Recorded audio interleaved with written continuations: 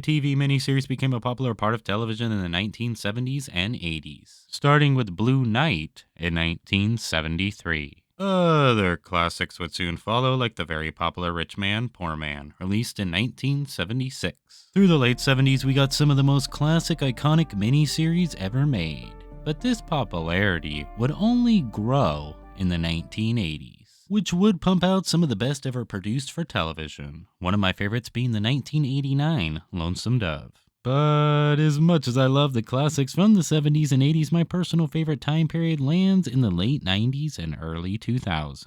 Starting with the 1996 Gulliver Travels to the 1998 Merlin, and to wrap up the 90s with the 1999 Joan of Arc. These are my favorite mini-series ever made, especially Merlin. He's a wizard. He doesn't look like much of a wizard to me. I just love this time period in mini-series history. I just can't help it. Now, what makes a favorite to someone can differ from person to person. So in this video, I'll be looking into my own personal reasons why the 10th Kingdom is my favorite mini-series of all time. So let's get this thing started.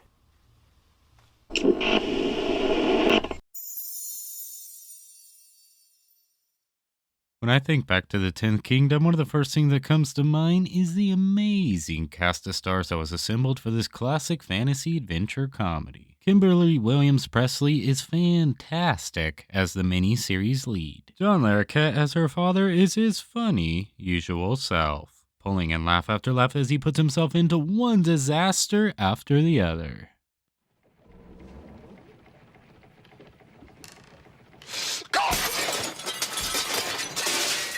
Scott Cohen pulls off a great performance as Wolf, which happens to be my personal favorite from the actor. Please don't cry. And the list of great actors and actresses goes on and on. Any one of these classic characters could understandably be someone's favorite.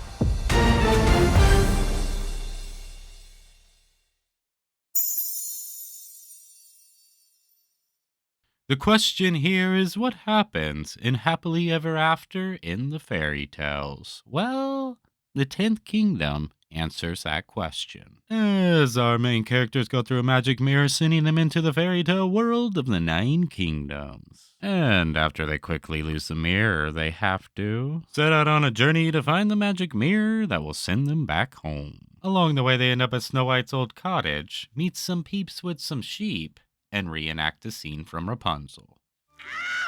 Oh, some people can't take a joke.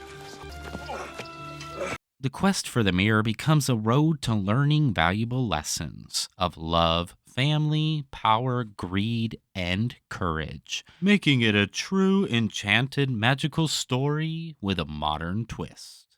And you can be happy ever after, even if it's only for a short time.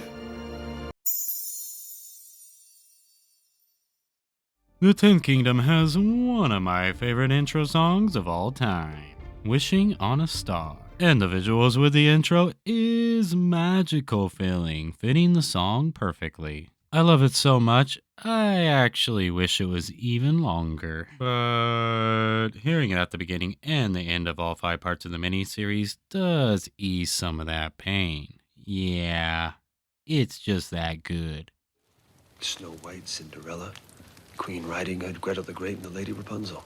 The five great queens started the five first kingdoms, bringing peace to the fairy tale world. But with time, the queens would slowly die off, and happily ever after would no longer be. These are dark times. I really enjoy the story of the five women that shaped the first kingdoms, bringing the fairy tale world into the light of happiness and wonderful magical times. The 10th kingdom shows these fairy tale characters at their best, filled with strength, happiness, peace, and tragedy. It's everything you want in a story like this.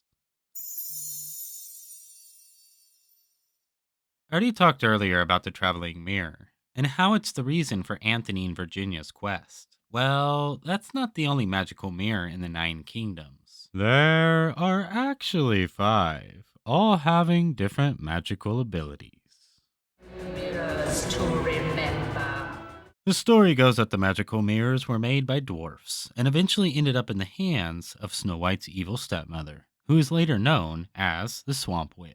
I'm 100% in when it comes to magical mirrors. I'm just drawn to this sort of thing. I love it. I'm sure my love started from watching Adventures in Wonderland as a young child, watching Alice go through her magical mirror into the fun world of Wonderland. The 10th Kingdom once again does it better than anything else. The mirrors are such an important part of the story, and they are just awesome. Beyond the traveling mirror, there's a spying mirror, initially used by the White Witch to find out who was the fairest of them all. For Christine White, it's used as a way to spy on her enemies. Then there's the mirror to remember, which is of course used to remember things. And the mirror to forget, which is used to forget things. And there's also the mirror to rule the world. These are the five magical mirrors. But deep into their quest, they discover a sixth mirror. That's right, there is another, being made by the dwarfs as a gift for Prince Wendell. What magic is this? Who are you, strange travelers? Those mushrooms are far out. You've had 3 cups. Free? Oh, yeah. The 10th Kingdom is not just an epic fantasy, it's also got a fair amount of comedy. The Troll King's kids are basically the comedy relief. With their funny obsession with leather shoes, to their disco dancing, to being turned into gold, to their all-around dim-witted hilarity throughout. And put us in a matchbox in her pocket. And of course, you can't have the great John Larroquette without some laughs. Oh, would I have to shave under my arms? I'll get back to you on that. Starting with his 5 wishes leading him from one disaster to another to his crazy bad luck after breaking a magical mirror. The laughs just keep coming, and it adds a nice element to the adventure. The point in having a door that has a horrible death behind it, huh?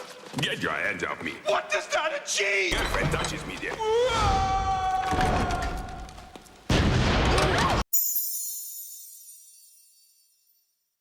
The 10th Kingdom is filled with memorable quotes and catchphrases, but there's one that stands above them all. And pity the fool who tries to stand up to me! Oh, no, she didn't. Oh, it happened. Ah, pity the poor fool! Don't eat my cereal! How do you out T the classic Mr. T? But she did it. And man, is it classic. Just watch it in slow-mo.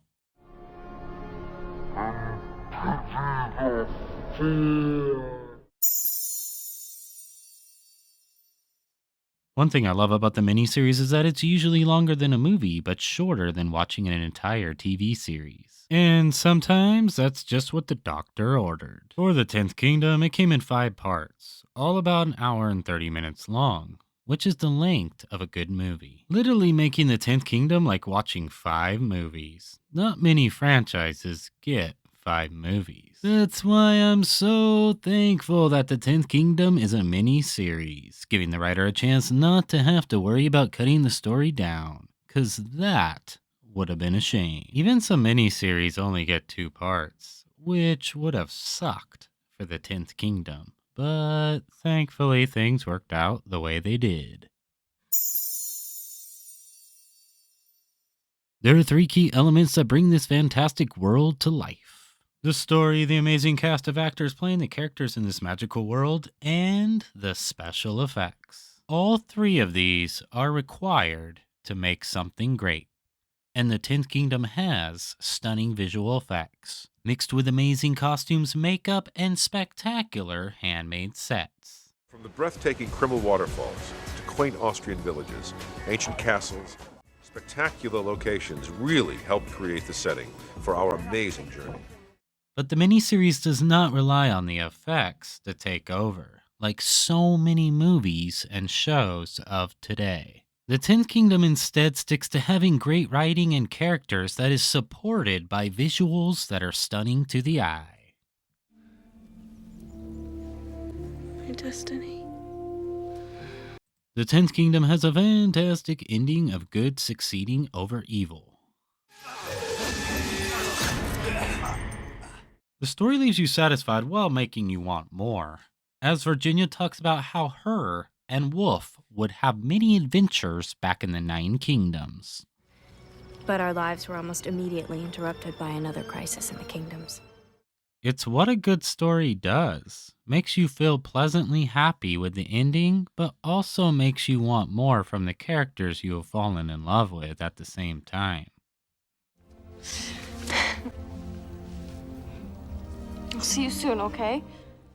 Well, these are my reasons for loving this mini-series so much. With me, it could be a part, a fact, a laugh, a song, or many other reasons a mini-series could be at the top.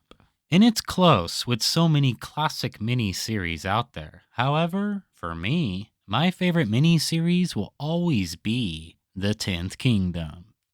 And this is the end of the first book of the 10th Kingdom.